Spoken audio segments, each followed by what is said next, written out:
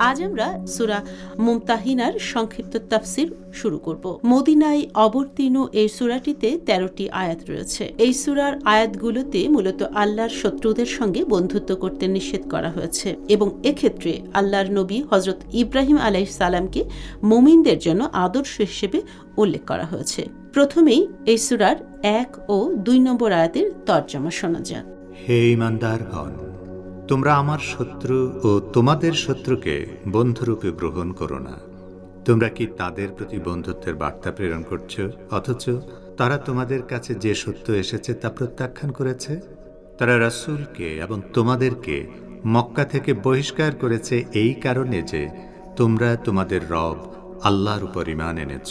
যদি তোমরা আমার পথে জিহাদের উদ্দেশ্যে এবং আমার সন্তুষ্টি লাভের জন্য নিজ ঘরবাড়ি থেকে বের হয়ে থাকো, তবে কেন তোমরা তাদের সাথে গোপনে বন্ধুত্ব করছো? আর তোমরা যা গোপন করো এবং তোমরা যা প্রকাশ করো তা আমি সম্যক অবগত। তোমাদের মধ্যে যে কেউ এরূপ করে সে নিঃসন্দেহে সরল পথ থেকে বিচ্যুত হয়ে গেছে। তোমাদেরকে কাবু করতে পারলে তারা হবে তোমাদের ঘোর শত্রু এবং তারা হাত ও জিহ্বা দ্বারা তোমাদের অনিষ্ট সাধন করবে, আর তারা কামনা করে তোমরা যেন কাফের হয়ে যাও। রাসূলুল্লাহ হযরত মুহাম্মদ সাল্লাল্লাহু আলাইহি ওয়াসাল্লাম যতদিন মক্কায় ছিলেন ততদিন মক্কার মুশরিকরা মুসলমানদের উপর প্রচণ্ড অত্যাচার নির্যাতন চালিয়ে তাদের ইসলাম ত্যাগ করতে বাধ্য করার চেষ্টা করত। অবশেষে আল্লাহর নির্দেশে মহানবী মক্কা ছেড়ে মদিনায় হিজরত করেন। মুশরিকদের অত্যাচার থেকে বাঁচতে মুসলমানরাও দলে দলে মক্কা ছেড়ে মদিনায় চলে যান। হিজরতের পরও মক্কার মুশরিকরা কয়েক দফায় মদিনায় হামলা চালিয়েছে। তাদের উদ্দেশ্য ছিল মুসলমানদেরকে তাদের পিতৃপুরুষদের মিথ্যা ধর্মে ফিরিয়ে নিয়ে যাওয়া, কিন্তু মক্কার কাফেররা এই ষড়যন্ত্রে বিজয়ী হতে পারেননি। অষ্টম হিজরিতে রাসূলুল্লাহ মক্কা শহরকে কাফিরদের হাত থেকে মুক্ত করতে এক বিশাল বাহিনী নিয়ে ওই নগরীর উদ্দেশ্যে যাত্রা করার সংকল্প করেন।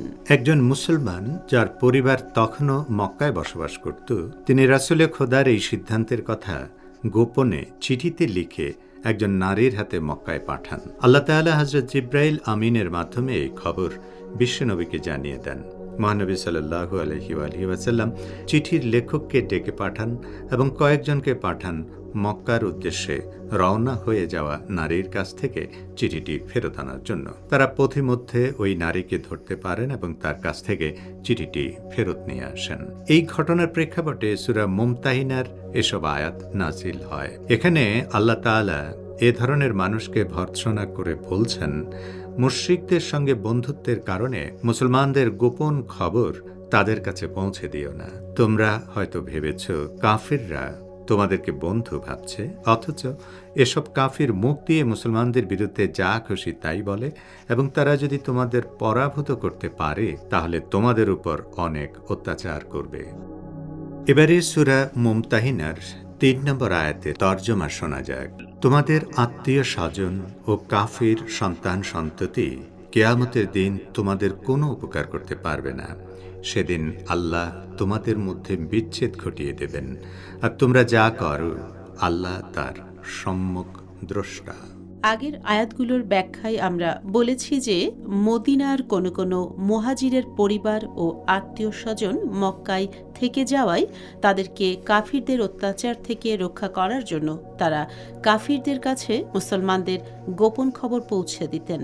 সেই আলোচনার ধারাবাহিকতায় এই আয়াতে বলা হচ্ছে যে সন্তান সন্ততি ঈমান আনেনি তারা পার্থিব জগতে আল্লাহর ক্রোধ থেকে তোমাদের রক্ষা করতে পারবে না। কিয়ামতের দিনও তাদেরকে তোমাদের থেকে আলাদা করে ফেলা হবে এবং জাহান্নামের দিকে নিয়ে যাওয়া হবে। কাজেই এ ধরনের সন্তান সন্ততির জন্য তোমরা নিজেদেরকে জাহান্নামী করো না। এবারে সূরা মুমতাহিনার ৪ থেকে ৬ নম্বর আয়াতের তরজমা শোনা যাক।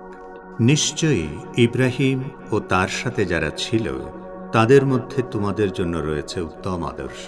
তারা যখন শিয় সম্প্রদায়কে বলেছিল, তোমাদের সাথে এবং আল্লাহর পরিবর্তে তোমরা যা কিছুর উপাসনা করো তা হতে আমরা সম্পর্ক মুক্ত। আমরা তোমাদেরকে অস্বীকার করি এবং আমাদের ও তোমাদের মাঝে সৃষ্টি হলো চিরকালীন শত্রুতা ও বিদ্বেষ, যতক্ষণ না তোমরা এক আল্লাহর প্রতি ঈমান আনো ততক্ষণ পর্যন্ত। তবে স্বীয় পিতার প্রতি ইব্রাহিমের উক্তিটি ব্যতিক্রম।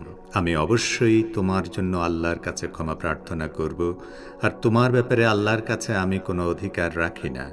হে আমাদের প্রতিপালক, আমরা আপনার উপরই ভরসা করি, আপনারই অভিমুখী হই, আর প্রত্যাবর্তন তো আপনারই কাছে।